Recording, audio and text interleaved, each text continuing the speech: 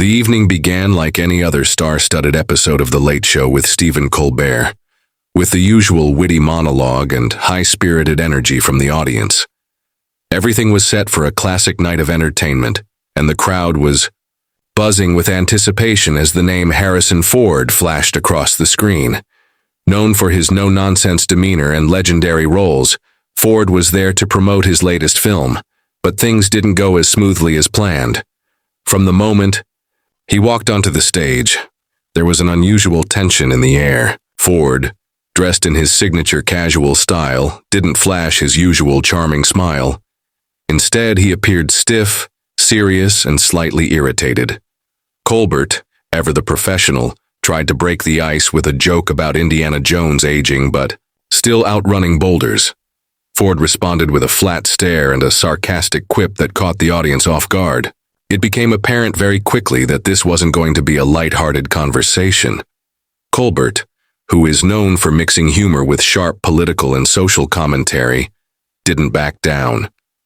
As the interview progressed, he started veering into controversial territory, asking Ford about Hollywood's changing culture, cancel culture, and the political undertones of some of his past films. Ford, who has always been private about his views, seemed visibly uncomfortable. He gave short answers and at one point directly challenged Colbert's interpretation of The Fugitive being a metaphor for government mistrust. The audience chuckled, nervously, sensing the tension escalating. Colbert pushed further, asking if Ford believed modern Hollywood had lost its soul. That was the spark that set the fire ablaze. Ford, now clearly irritated, replied that talk show hosts should ask less and listen more, and questioned Colbert's understanding of filmmaking. It was a tense moment, the kind that rarely makes it to live television. As the crowd went silent, Colbert attempted to bring humor back into the conversation by joking, "Don't tell me Han Solo's gone full Sith on me." The joke didn't land. Ford leaned back, crossed his arms, and muttered something under his breath that the microphones barely picked up, but lip readers later claimed it wasn't exactly friendly. Colbert, with his usual smug grin, responded by saying, "Careful. Harrison, you're live. Even the Millennium Falcon can't fly you out of a PR disaster." Ford's expression darkened. It was clear that what started as a tense interview had now turned into a personal battle of egos. The producers in the background could be seen exchanging nervous glances, and the camera cut awkwardly to the audience, who were now clapping half-heartedly. Colbert, perhaps realizing the situation was spiraling, tried to steer things back to the movie promo, but Ford wasn't having it. What came next stunned everyone. Ford leaned forward and said, "You invited me here to talk about my film, not to dissect my life or career with cheap one-liners." Colbert fired back, "And you're here to entertain, not lecture." The moment was icy. Neither man smiled.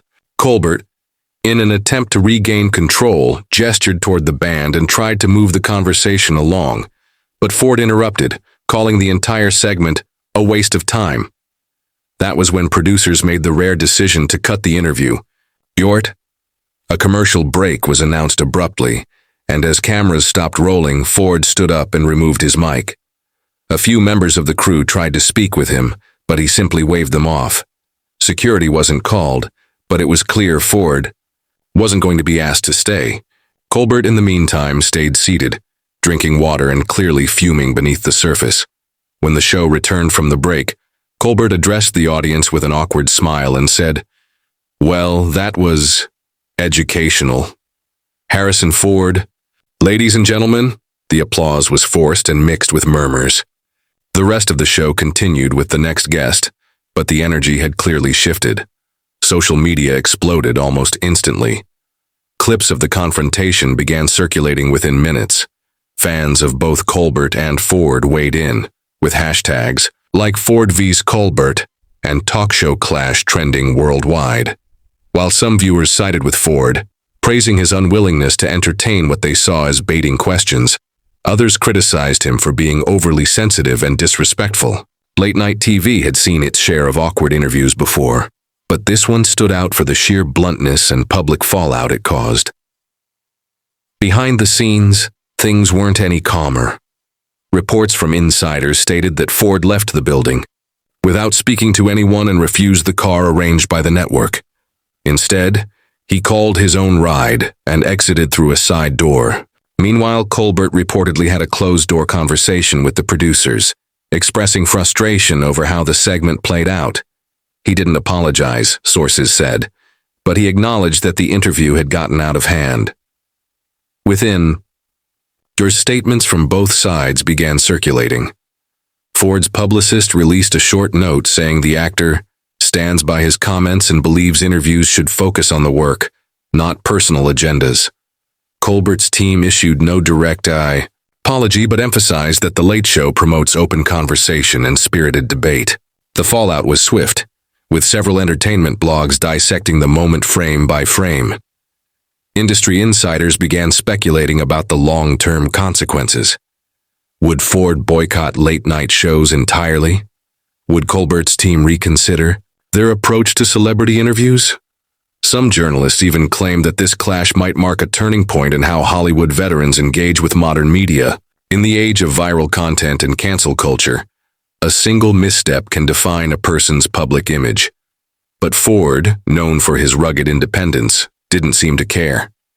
In an impromptu paparazzi interview outside his hotel the next morning, when asked about the incident, he simply said, "I said what I said," and walked off. That only added to his legend for some, painting him as the last of a dying breed, unfiltered, unafraid, and uninterested in playing the PR game. Meanwhile, Colbert joked about the interview in his monologue the next night, saying, "Note to self, don't mess with intergalactic smugglers." Even major networks picked up the story. Morning news shows replayed the clip, analyzing the facial expressions, the tone, and even Ford's posture. Psychologists were invited on air to dissect what the clash meant for celebrity media dynamics. Some pundits praised Colbert for pushing boundaries and not letting celebrities off easy, while others thought he crossed a line. Interestingly, a poll conducted 2 days later showed a near 50-50 split in public opinion on who was right. This was no longer just an awkward TV moment. It had become a cultural debate. Was it right for interviewers to provoke guests for entertainment value?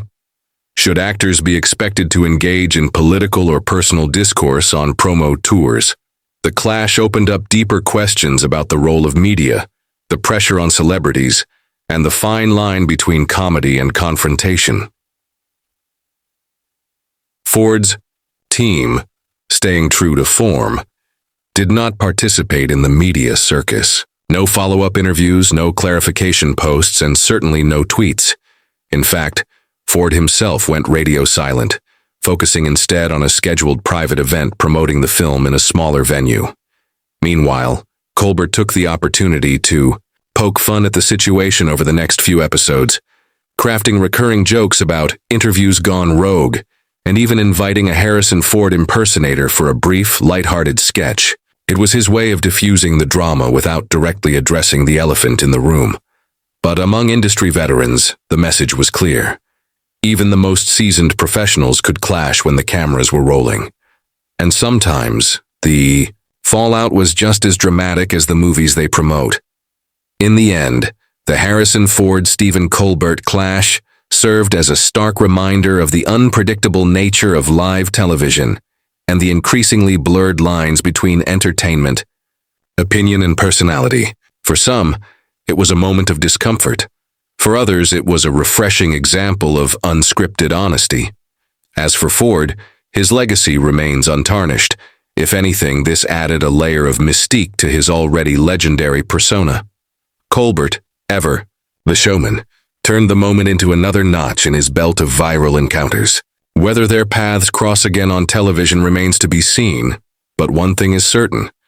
That night will be remembered for years as one of the most unexpected and electrifying talk show moments of the decade. And in a media landscape hungry for authenticity, sometimes a little chaos becomes the most honest story of all.